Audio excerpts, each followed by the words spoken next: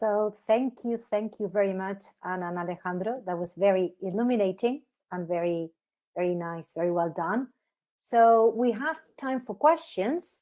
We are suggesting some of the areas you could ask about, like if you want to ask us how to adapt the exchange to your classroom, questions about the design of the activities, questions about the technologies, organizational questions, practical concerns, and of course, any other question that come to your mind.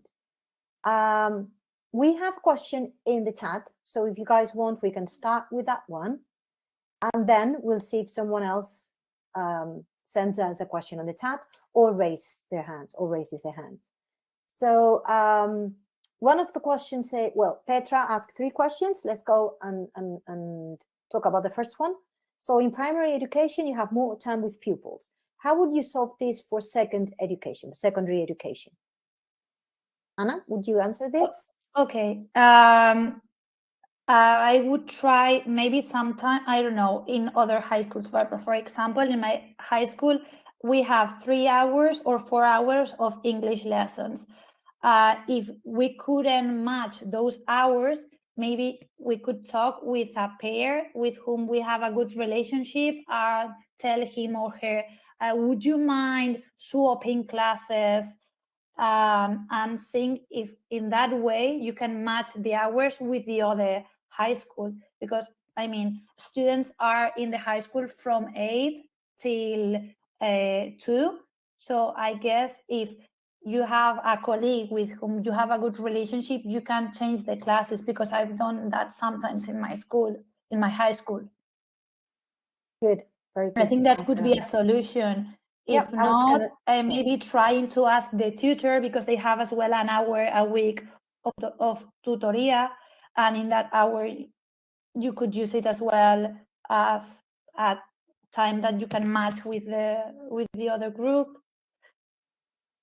Thank you for that, Anna. Yes, I was going to say that in the TILA and TECOLA projects, the previous projects we were engaged in, we had many more exchanges in secondary education than in primary, actually. So we had to cope with that kind of situation. And that only affects the synchronous activities, as Anna said before. So actually, you wouldn't just have to look for the exact time slot when you are carrying out a synchronous activity, not for the rest. And as Anna suggested, there are always ways in which you can do that. Some of the people in TECOLA, what they did as well, was to do this outside the compulsory hours of school. And some people asked them to do this for homework or to do that from home. And then the coaches would join the session as well. So this could be agreed with the other teacher and see what the needs are for both schools before you decide on this. But there are solutions for secondary education as well. So I don't know, Petra, is that enough for the first question? Yes, can you hear me? Yes. Okay, because the camera is somehow not working, but that doesn't matter. Yes, I think swap classes and tutoria is because the problem I have with I've tried to do it outside compulsory hours, and you have students who really did, but you have also those who don't do it, and then the person the other school is waiting for that person, and so I try to do as much as possible at school, and indeed swap classes and tutoria. And then, like you said, you don't have these sessions together every week. It can be once a month or once in 2 months or so, and then so that sounds good. Thank you, Petra. Thank you. Thank you very much. There are always options. And as you said, I also agree with you. I like to carry out virtual exchanges during class time. And I like that way. But there's always, a way to do it if you are willing to try new ways. Mm-hmm. Then you also asked about the pre-task. Anna, she said if the students prepare the cultural info on the poster of their own country or of the other country? Actually, they did both. When they were preparing the flag, they just found like some bits of information, not a lot, because then when they were doing the poster about their own country, that's when they were reflecting a lot about the culture. So they did a small part in the flag with the information from the other country, and then they got a lot of information from their own country when they were preparing the poster that they were going to send to their peers, because they uploaded all the tasks in Moodle. Okay, so they had both Yeah. options.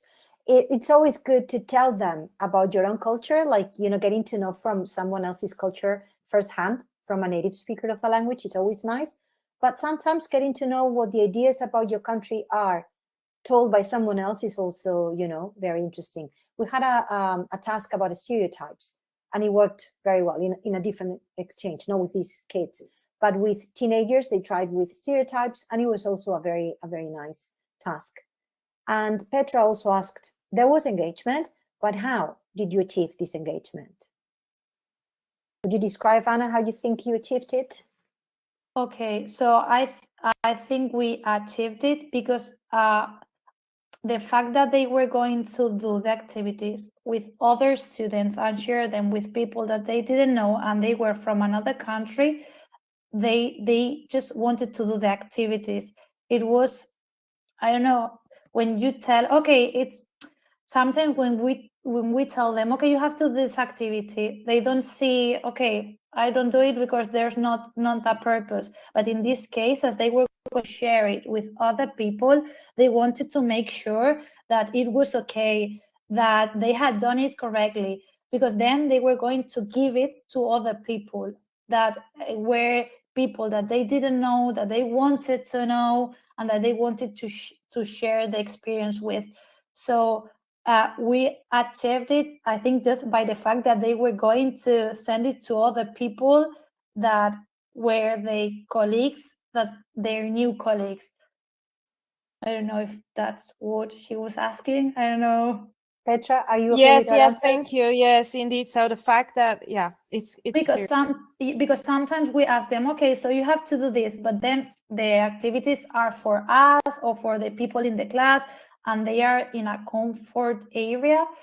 I don't know, but when they have to do it for other people, maybe because they are teenagers and they want to impress the people from the other country, it creates something inside them that it makes them push that extra bit that maybe in a regular lesson they don't do it. Exactly. Yes, thank you. Very clear. Thank you for your question, Petra. Yeah. So we have also Taro, and she said, yeah, that's a problem as well, of course. When I think about virtual exchange, though, I always have in mind the ratios. 28 or 35 students, if we're talking about secondary education or the non-compulsory secondary education, and only one teacher available at a time. How could we organize it? So Anna, you want to go ahead and answer this? Oh, you want me to answer the question? I don't know. Begoña, I don't mind, or if you have. No, you can start, and then if Okay. there's something you don't say, I'll go and add something else. So I think I have the same problem because I have groups that are as large, but I think in the tasks that are not synchronous, those tasks is like preparing any day-to-day class. I mean, you have your students, you divide the activities and you do it, and you can check all of them. And then in the synchronous task, that it can be a little bit more complicated because you have to match the pairs and everything. Maybe a solution could be putting students in pairs or in trios. I don't know. It could be like trying to do that and prepare beforehand a lot of the activity, and then just going around and checking, or I don't know. Okay, if I may add something to that. Yeah. I would say, Taro, that you will not be alone. That is not just one teacher with the whole class, because you will have a coach for sure. And being you, because you are in Valencia, it would be either Barry or me or both. You always have someone helping you from the project. We also hopefully will have teacher trainees. And because this project is not only based on schools and in primary and secondary education, but we are also including teacher training institutions. So we are also training some of the future teachers, and as part of their training in teacher training institutions, they will also be helping carrying out these kind of exchanges. We had Anna and we had Hector in this case, and they were doing their master's dissertation and end of degree dissertation with me, and they helped the teachers in Alfira.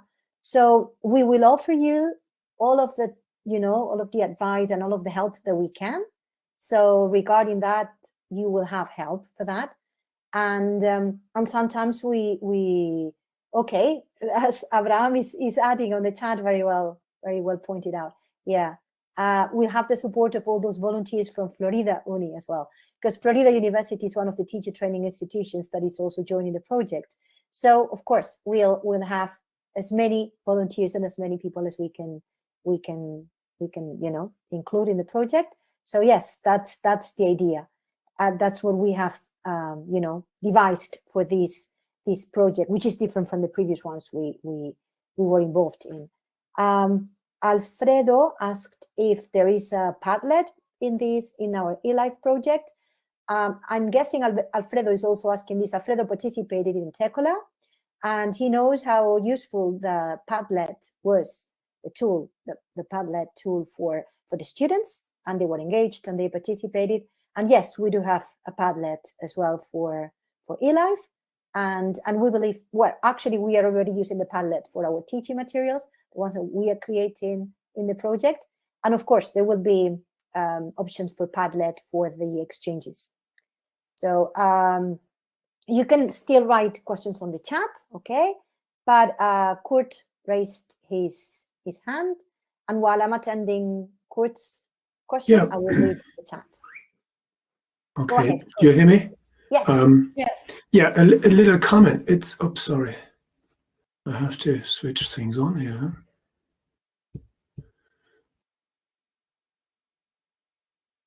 Yeah, it's indeed a complicated issue with which involves the kind of technology you intend to use.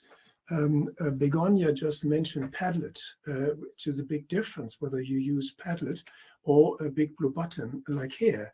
And it is, I think it depends very much on the school culture. I mean, there are schools, there are countries where schools where they still have homework.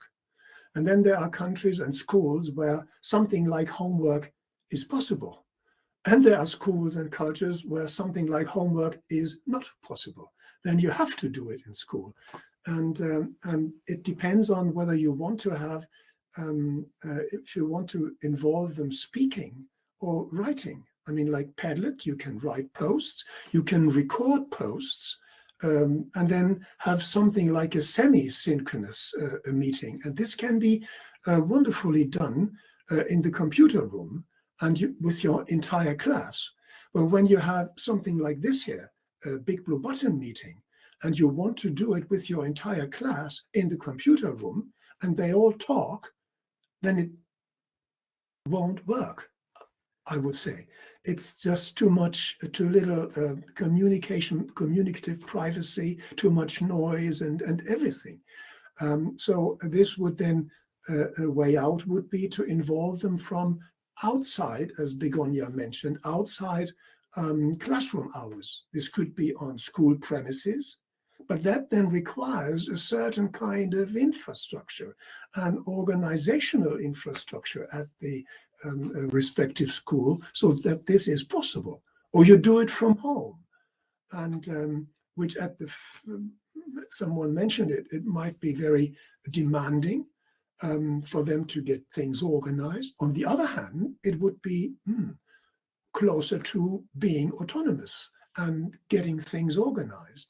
So it's indeed a very complex issue, and I think this has to be addressed step by step and very cautiously, and not too much, and so that you always know where you are and what you're doing and how well it's working. Yeah. Thanks a lot, Kurt. Yes, That's very nice of you to jump in and tell us about these, because he has, you know, a very extensive experience in telecollaboration, and he knows what he's talking about. And he was a member of TECOLA and TILA project, and he's been involved in different other projects regarding telecollaboration and virtual exchange. And of course, I agree with him.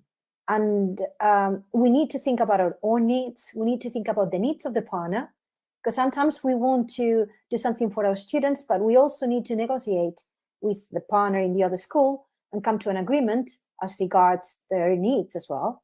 So that's very important. So as Anna said before, communication is essential.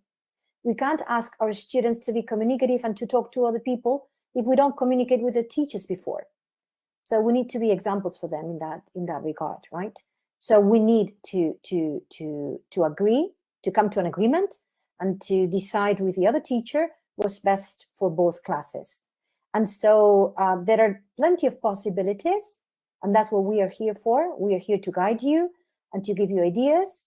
And we hope that our experience in virtual exchange can help you in that regard. So Alfredo wrote a message, and he said that he used the Padlet for input scaffolding. It is true, as Kurt was just saying, we can use Padlets for specific activities, for communication. We can record messages, and it might not be completely synchronous, but sometimes it could be very, very much synchronous, or like, you know, not completely synchronous, but the answers get there nearly immediately, okay? And then you present that via Big Blue Button. I remember this very well, Alfredo. And so they had to do some previous work that was done on the Padlet, and the teacher can give them feedback on that. And then they have to solve those tasks through video conferencing in Big Blue Button. So some of the students were doing something at the beginning, as Alfredo said. Some other students were engaged in doing something else, and it's teamwork in the end. So, oh yes, Kurt, thank you for that. This is a very nice dissertation, doctoral dissertation by Linda Jitsen. And it is there. Oh, thank you for the link as well, Kurt. And this is precisely about task engagement. So this is a perfect reading for teachers and for researchers, of course. So thanks for that, Kurt. Do we have any more questions in the audience? You can raise your hands and then you can talk, or you can write them on the chat. Maybe something we've forgotten to talk about, something you're curious about.